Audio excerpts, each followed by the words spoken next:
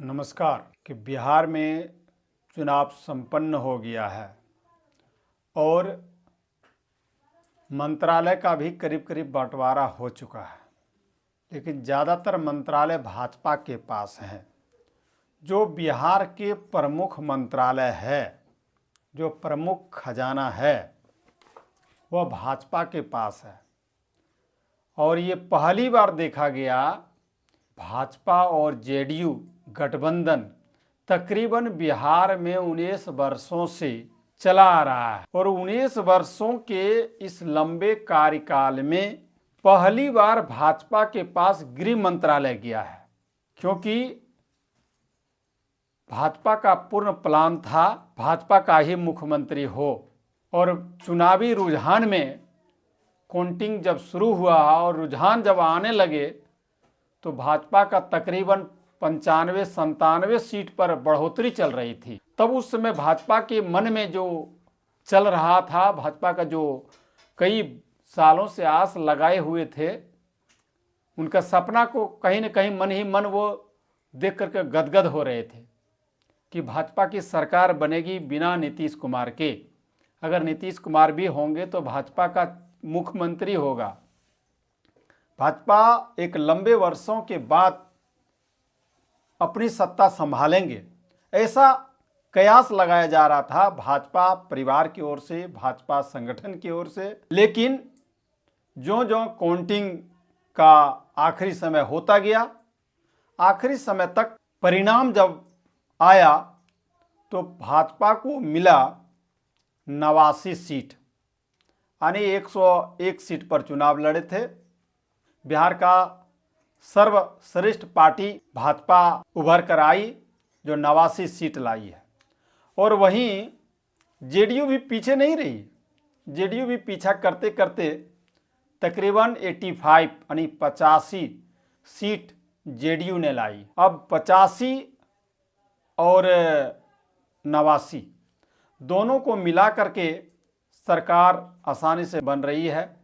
लेकिन चर्चा का विषय बना हुआ था और ये काफ़ी तेज़ी से ये चर्चा फैल रही थी कि काश भाजपा को 2-4 सीटें और आ जाती तो भाजपा ही मुख्यमंत्री बनाते, भाजपा का ही सरकार होती बिना नीतीश कुमार का। लेकिन नीतीश कुमार का सौभाग्य कहिए और भाजपा का दुर्भाग्य कहिए, जो कहिए, अगर मुख्यमंत्री इसे नहीं बनाती, ऐसा कयास लगाया जा रहा था कि नीतीश कुमार आरजेडी के साथ जा सकते हैं। और वहाँ अभी जैसा कि अभी परिणाम जो आया है, बहुत ही निराशाजनक परिणाम आया है। उम्मीद से कई गुना कम सीट आया है। इसलिए अगर आरजेडी की तरफ जाते तो वहाँ इसे मुख्यमंत्री बना सकते थे। लेकिन भाजपा का जो सोच था, जो समझ थी, वह पूरा नहीं हो पाया। लास्ट में इवन नीतीश कुमार को मुख्यमंत्री बनाना पड़ा। लेकिन महत्वपूर्ण बात यह है कि नीतीश कुमार तो मुख्यमंत्री बन गए, लेकिन बिहार के जो प्रमुख मंत्रालय है, जो बिहार का प्रमुख खजाना है, वह भाजपा कोटे में ही गया है। जैसा कि अभी तक मंत्रालय का बंटवारा हुआ है, उसमें से अहम मंत्रालय, जिसे प्रमुख मंत्रालय कहा जाता है, वह गृह विभाग, जो 19 वर्षों के बाद भाजपा के पास गृह मंत्रालय गया है। सम्राट चौधरी के पास अभी यह जिम्मा गृह मंत्रालय दिया गया है। और गृह मंत्रालय ही सिर्फ नहीं, डिप्टी सीएम के साथ साथ गृह मंत्रालय भी है। और ऐसा बताया जा रहा है कि वित्त विभाग भी है, फिनेंस मिनिस्टर भी है। जेडीयू का दावा है फिनांस विभाग भी वो जेडीयू के पास हो, ऐसा दावा किया जा रहा है। दूसरा, स्वास्थ्य मंत्रालय और कानून मंत्रालय, दोनों जिम्मा जो मंगल पांडे के पास है। ये भी स्वास्थ्य सामाजिक की दृष्टि के साथ साथ कानून मंत्रालय, यह भी एक काफ़ी हेबिटेड मंत्रालय है।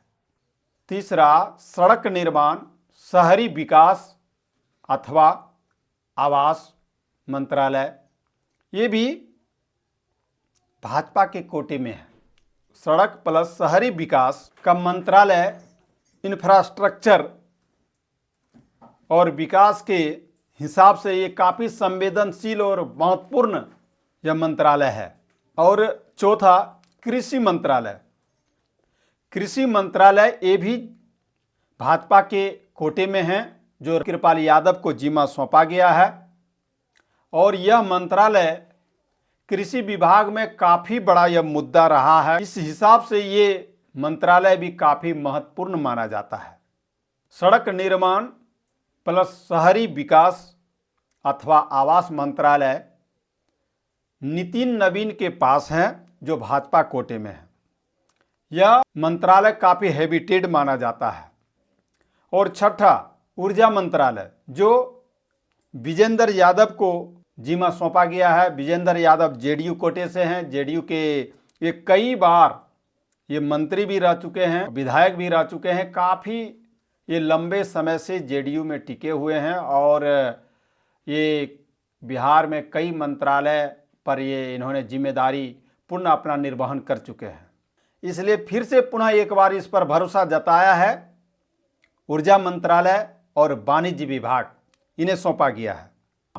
सातवां, जल संसाधन मंत्रालय, ये जेडीयू कोटे में गया है और इसका जिम्मा विजय कुमार चौधरी को दिया गया है।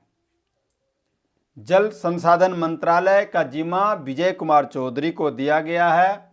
ये जेडीयू कोटे से आते हैं। लेकिन कुल मिलाकर ये कहा जाए कि भाजपा के पास महत्वपूर्ण खजाना इस बार गया है। भाजपा का मुख्यमंत्री तो नहीं बना, लेकिन भाजपा कोटे में बहुत अहम जो मंत्रालय हैं वो भाजपा के कोटे में गए हैं। अब मंत्रालय का और विस्तार होना है।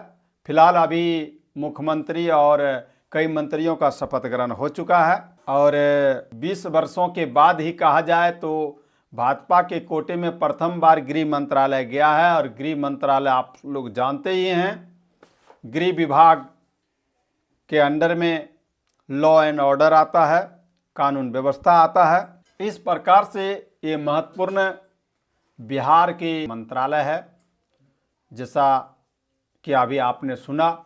इस संदर्भ में आप सब क्या कुछ सोचते हैं? अगर आप लोग कुछ सुझाव देना चाहते हैं तो हमें कमेंट बॉक्स में ज़रूर बताएं।